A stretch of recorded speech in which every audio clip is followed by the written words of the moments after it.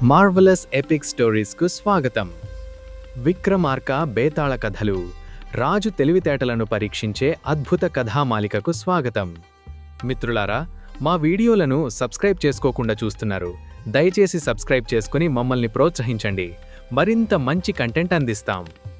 మిత్రులారా, మీ అందరి సహకారంతో నేనీ ఉత్పత్తిని మీ ముందుకు తీసుకురాగలిగాను. చాలామందికి జుట్టు రాలడం ఎక్కువగా ఉంటుంది, బలహీనంగా కూడా ఉంటుంది. మన ఈ హెయిర్ ఆయిల్ వాడడం వలన జుట్టుకు పోషణ, బలం చేకూరుతుంది. మన వీడియోలను ఎలా ఆదరించారో అలాగే మన ఈ హెయిర్ ఆయిల్ ఉత్పత్తిని కూడా ఆదరిస్తారని కోరుకుంటున్నాను. ఆర్డర్ల కోసం వాట్సాప్లో కానీ, కాల్ చేసి కానీ, ఇన్స్టాగ్రామ్లో అయినా ఆర్డర్ చేయవచ్చు.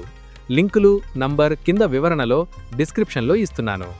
ఇక ఆలస్యం చేయకుండా 14వ భాగంలోకి అడుగు పెడదాం. కథ పూర్తయ్యాక వచ్చే ఆ ఒక్క ప్రశ్నకు సమాధానం చెప్పకుండా మాత్రం ముందుకు వెళ్ళొద్దు. మీ సమాధానాల కోసం కమెంట్స్లో ఎదురు చూస్తుంటాం.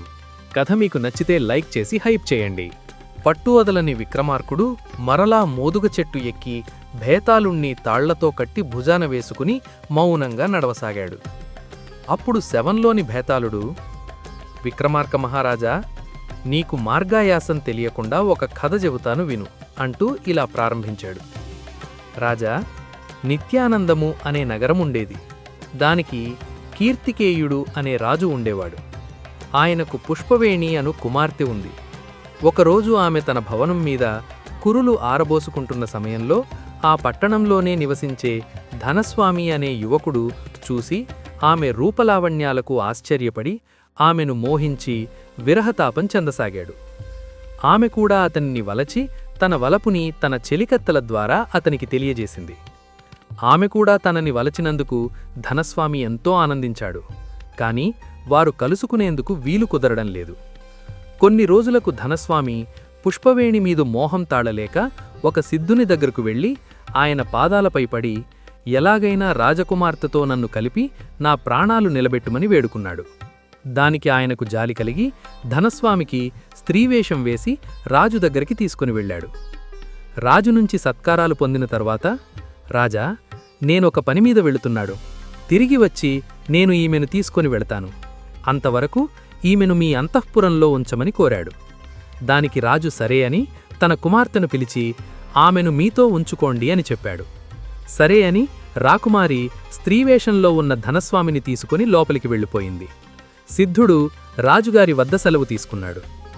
ఆ రోజు రాత్రి స్త్రీవేషంలో ఉన్న ధనస్వామి రాజకుమార్తెతో జరిగింది చెప్పగా ఆమె చాలా సంతోషించింది. అతనితో సుఖాలను అనుభవించసాగింది. కొన్ని రోజుల తర్వాత స్త్రీవేషంలోని ధనస్వామిని చూసి ఆమెను తనకిచ్చి పెళ్లి చెయ్యమని రాజును అడిగాడు రాకుమారుడు. సిద్ధుడు వెళ్లి చాలా కాలమైనందున అతను తిరిగి వస్తాడో రాడో అని సందేహించి రాజు స్త్రీవేషంలో ఉన్న ధనస్వామిని రాకుమారుడికిచ్చి పెళ్లి జరిపించాడు. అప్పటికి పుష్పవేణి 4 మాసాల గర్భవతి.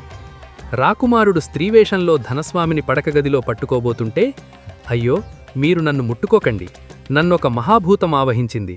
అది అప్పుడప్పుడు వచ్చి నిన్ను పెళ్లాడినవాడు తీర్థయాత్రలు చేసి వస్తే నిన్ను వదులుతాను, నీవప్పుడు సుఖంగా ఉండవచ్చు అని చెబుతూ ఉంటుంది. కాబట్టి మీరు తొందరపడక యాత్రకి వెళ్ళివచ్చి నా భూతబాధ వదిలాక నన్ను కూడి సుఖించండి అంది. ఆ మాటలు నిజమే అని నమ్మి అతను తీర్థయాత్రలకు పోయాడు. అప్పుడు ధనస్వామి తప్పించుకొనిపోయి ఆడవేషం తీసేశాడు. ఎప్పట్లా తిరగసాగాడు. కొన్ని రోజులకు సిద్ధుడు ఒక యువకుణ్ణి వెంటబెట్టుకుని రాజుగారి వద్దకు వచ్చి, రాజా, నీకు అప్పగించిన యువతిని పంపు, ఇతనిని ఆమెకు ఇచ్చి వివాహం చెయ్యాలి అన్నాడు. రాజు భయపడి అతని పాదాల మీద పడి, అయ్యో, మీరు ఇంతకాలం రాకపోయేసరికి మీరు రారు అనుకుని తప్పు చేశాను. మీరు నా వద్ద వదిలివెళ్లిన యువతికి బదులుగా నా కుమార్తెను ఇస్తాను, తీసుకొని వెళ్ళండి అని జరిగింది చెప్పాడు. సిద్ధుడు సరే అని పుష్పవేణిని తీసుకొనిపోయి తాను తీసుకొని వచ్చిన యువకుడికి ఇచ్చి వివాహం చేశాడు. అది తెలిసిన ధనస్వామి వేగంగా వచ్చి పుష్పవేణిని పెళ్లాడిన వాడి వద్దకు వెళ్ళి ఆమె తన భార్య అని, తన వల్ల గర్భం దాల్చింది అని కలహానికి దిగాడు. పుష్పవేణి తన భార్య అని ధనస్వామి, తన భార్య అని కొత్తగా పెళ్లాడినవాడు వాదనికి దిగగా సిద్ధుడు వచ్చి తగువు తీర్చాడు. విన్నావుగా విక్రమార్క, పుష్పవేణి ఈ ఇద్దరిలో ఎవరికి భార్య కావడం యుక్తం అన్నాడు భేతాళుడు. దొంగ భర్త ధనస్వామి, రెండవవాడు ధర్మంగా పెళ్లాడినవాడు కనుక అతడే ఆమె భర్త అని చెప్పాడు విక్రమార్కుడు. విక్రమార్కుడికి ఈ విధంగా మౌనభంగం కాగానే బేతాళుడు కట్లు విడిపించుకొని ఎగిరిపోయి మోదుగ చెట్టు కొమ్మకి తలక్రిందులుగా వేలాడసాగాడు. మరలా బేతాళుడి కోసం విక్రమార్కుడు వెనక్కు నడవసాగాడు. పట్టువదలని విక్రమార్కుడు మరలా మోదుగు చెట్టు ఎక్కి బేతాళుడిని తాళ్లతో కట్టి భుజాన వేసుకుని మౌనంగా నడకసాగించాడు.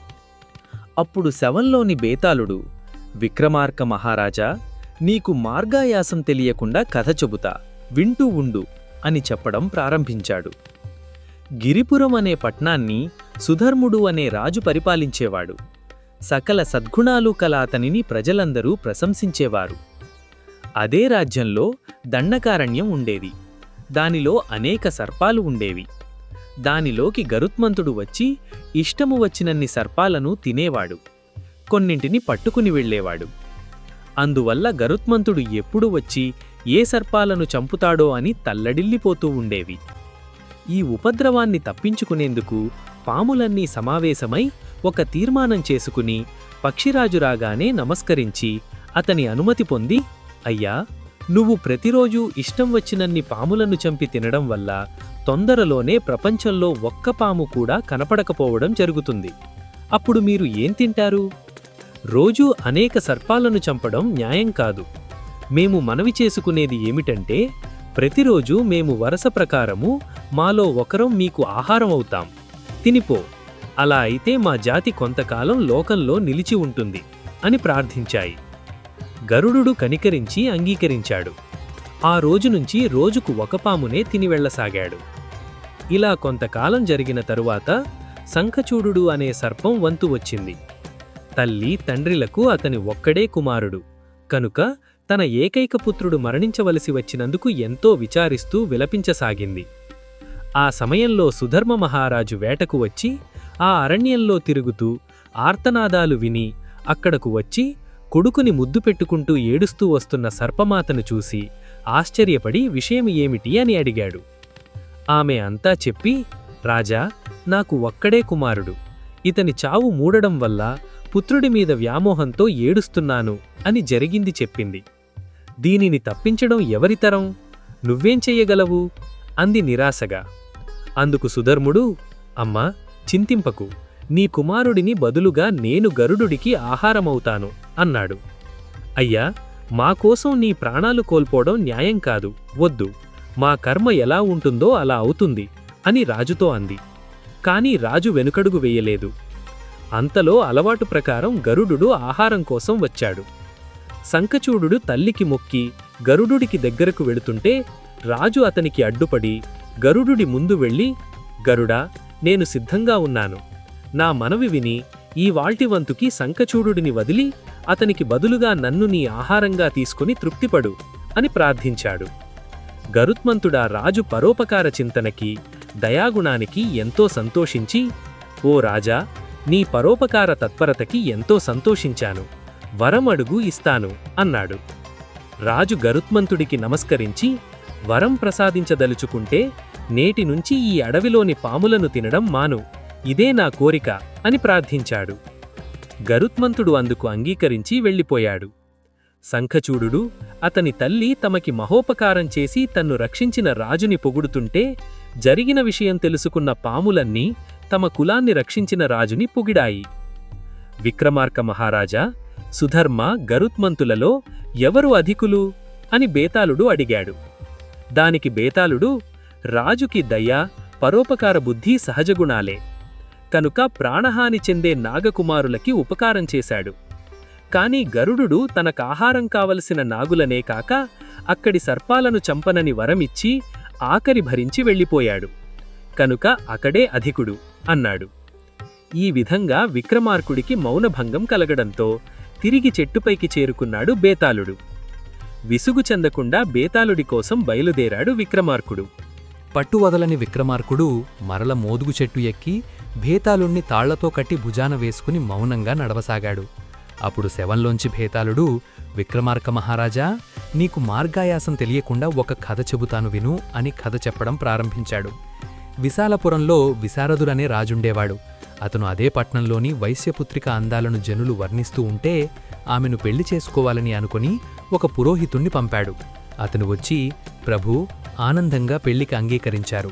కాని కన్యజాతకం ప్రకారం అతను తప్పకుండా రాజ్యం వీడాల్సి వస్తుంది. ఆ పైన మీ ఇష్టం అన్నాడు. రాజు తన కోరికను విరమించుకున్నాడు. అతని మంత్రి ఆమెను రాజుగారి అనుమతితో వివాహం చేసుకున్నాడు. ఒకరోజు సాయంకాలం మేడమీద నిలబడిన రాజు వీధిలో వస్తూ మంత్రి భార్యను చూశాడు. ఆమె మీద చాలా మోహంతో రాచకార్యాలు కూడా మాని ఆయన విరహం అనుభవించసాగాడు. మంత్రి ఎంతో కష్టం మీద రాజుగారు అలా ఉండటానికి కారణం తెలుసుకున్నాడు. ప్రభువు ఇంత చిన్న విషయానికి బాధపడుతుంటే రాజుగారి క్షేమం కోరవలసిన మంత్రినయ్యుండి ఆయన అలా ఉండటం భావ్యం కాదు అని తలచి, శ్రీమతి, రాజు సౌఖ్యమే మన సౌఖ్యం, అతని క్షేమానికి ప్రయత్నించడం మన ధర్మం. నువ్వు రాజుగారి దగ్గరకు వెళ్ళి ఆయన కోరిక తీర్చిరా, నేను మనస్ఫూర్తిగా చెబుతున్నా అన్నాడు మంత్రి. ఆమె మహాపతివ్రత, భర్త ఆజ్ఞ మీరకూడదు అని చక్కగా అలంకరించుకుని ఆ రాత్రి రాజు వద్దకు వెళ్ళింది. రాజు ఆశ్చర్యపోయి ఎందుకు వచ్చావు అని అడిగాడు. అందుకామె, ప్రభూ, మీరు నాకోసం కృషించడమెందుకు, నాపై కలిగిన మీ కోరికను నిస్సందేహంగా తీర్చుకోండి అనేసరికి రాజు మంత్రికి తన మీదుండే భక్తికి ఆమె పతిభక్తికి మెచ్చుకుని, సాధ్వి, నీ స్వభావం తెలియక నీమీద మోహం పెంచుకున్నాను, నేను నిన్ను ముట్టుకోను, నీవు నీ పతివద్దకు వెళ్ళు అని సేవకులనిచ్చి ఆమెను ఇంటికి పంపేశాడు. కాని మనసులో ఆమె పట్ల మోహం పెరిగి అదే కారణంగా కృషించి చనిపోయాడు. అది తెలిసి తన భార్య మీది మోహంతో రాజు చనిపోయాడా అన్న చింతతో మంత్రి కూడా కృషించి మరణించాడు. విన్నావుగా విక్రమార్క, వారు ఇద్దరిలో ఎవరు ఉత్తముడో చెప్పు అన్నాడు భేతాళుడు. అప్పుడు విక్రమార్కుడు మంత్రి రాజభక్తి కలిగి ఉండవలసినవాడు కనుక తన భార్యని రాజు వద్దకు పంపి కర్తవ్యం నెరవేర్చుకున్నాడు. రాజు ఆమె యందు ఎంతో మోహం కలిగి ఉన్నా ఆమె తన మందిరానికి వచ్చిన పరకాంతనంటరాదని తన వలపు నణచుకుని పంపేశాడు. కనుక అతని యోగ్యుడు అన్నాడు. ఈ విధంగా విక్రమార్కుడికి మౌనం భంగంగానే భేతాళుడు ఎగిరిపోయాడు. మరలా విక్రమార్కుడు చెట్టు కాయసి నడకసాగాడు. పట్టువదలని విక్రమార్కుడు మరల మోదుగ చెట్టు నెక్కి భేతాళుడిని తాళ్లతో కట్టి భుజాన వేసుకుని మౌనంగా నడకసాగించాడు. శవంలోని భేతాళుడు మార్గాయాసం తెలియకుండా కథ చెబుతాను విను అని కథ చెప్పడం మొదలుపెట్టాడు. మగధపురానికి రాజైన చిత్రాంగదుడు ఒకరోజు తన పరివారంతో అరణ్యంలోకి వేటకు వెళ్ళాడు. అక్కడ ఆయనకు ఒక ఆడపంది కనిపించింది. దానిని తరిమి చినరికి దాన్ని చంపేశాడు. అప్పుడాయనకు బాగా దాహమై జలాశయం కోసం వెదుకుతుంటే అక్కడ ఆయనకు ఒక ఉద్యానవనము, దానిలో ఒక కొలను కనిపించాయి. వెంటనే ఆయన గుర్రం దిగి నీరు తాగి ఒడ్డున ఉన్న చెట్టు నీడలో విశ్రమించాడు. అక్కడకు ఒక సుందరి పూలు కోస్తూ అతని దగ్గరకు వచ్చింది. ఆమెను చూసి రాజు ఆమె మీద మోహం చెందాడు. ఆమె కూడా అతన్ని చూసి బొమ్మలా చూస్తూ ఉండిపోయింది. వెంటనే చిత్రాంగదుడు ఆమెను సమీపించి ఆమె వివరాలు అడిగాడు. నా పేరు హేమప్రభ, అరణ్యమహాముని నా తండ్రి. ఇది ఆయన తపోవనం. పూలు కోయటానికి వచ్చాను. నీ అందం చూసి మనసుపడి నిలబడ్డాను అంది. చతురుడైన రాజు తన కోరిక తెలిపి ఆమె మనసు గెలుచుకొని అక్కడకు దగ్గరలోని ఒక పొదిరింటిలో ఆమెతో మన్మథ క్రీడలలో తేలసాగాడు. అక్కడకు దగ్గరలో ఒక వృక్షం మీద ఉన్న రాక్షసుడు ఇదంతా గమనిస్తూ ఉన్నాడు. రాజా, నేను మీకోసమే ఇక్కడ ఉన్నాను. వెంటనే మిమ్మల్ని తినేస్తాను, దగ్గరకు రండి అని అరిచాడు. భయపడి పొదిరింటి బయటకు వచ్చి తమని కరుణించి వదలమని ప్రార్థించాడు. రాక్షసుడు అలా దీనంగా అడిగేసరికి, ఇంతగా వేడుకుంటున్నావు కనుక తల్లిదండ్రులకు ఒక్కడే కొడుకైన వాడిని తెచ్చి ఇస్తే మిమ్మల్ని వదిలేస్తాను అన్నాడు. రాక్షసుడు కోరిన కోరిక అసాధ్యమైనదని తెలిసినా ప్రాణభయంతో విధిలేక ఒప్పుకొని 3 రోజులలో నీవు కోరిన వాడిని తీసుకొని వస్తాను అని చెప్పి మునిపుత్రికను ఆశ్రమంలో విడిచి తన పరివారంతో నగరానికి వెళ్ళాడు. నగరం అవతల పల్లెలో ఆయనకు అలాంటివారు దొరకడంతో ఆ బ్రాహ్మణ దంపతులకు చాలా ధనమిచ్చి 16 ఏళ్ల కుర్రవాడిని 3వ రోజుకు రాక్షసుడికి ఆహారంగా అందించాడు. భయంకరమైన రూపంతో తనని తినేయడానికి వచ్చిన రాక్షసుణ్ణి చూసి ఆ కుర్రవాడు భయపడడం సరికదగా పకపకా నవ్వాడు. పూర్వం మహాజ్ఞానిగా ఉండి శాపం వల్ల అలాంటి ఆకారం పొందిన రాక్షసుడు దైవసంకల్పం వల్ల మునుపటి వివేకం కలిగి అతను నవ్విన భావం గ్రహించి అతన్ని చంపుకుండా వదిలిపెట్టి తన నివాసానికి పోయాడు.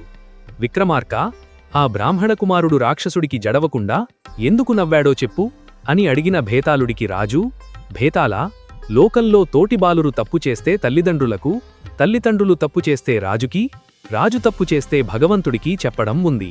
కాని దేవుడే చేసిన ఈ క్రూరకార్యం ఎవరితో చెప్పాలి అని అతను నవ్వాడు.